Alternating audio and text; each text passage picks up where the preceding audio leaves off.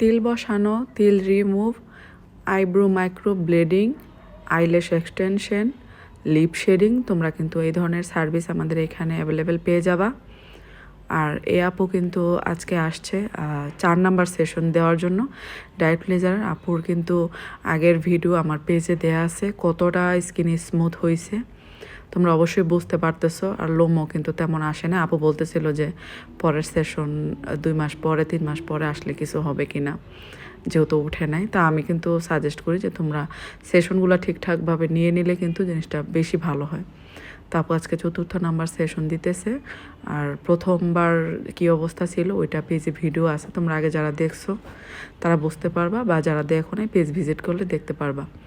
তো যারা এই ধরনের সার্ভিস নিতে চাচ্ছ তোমরা কিন্তু আমাদের অবশ্যই ইনবক্সে প্রাইস জেনে তারপর বুকিং কনফার্ম করে তোমরা আমাদের স্টুডিওতে চলে আসবা সার্ভিস নিতে।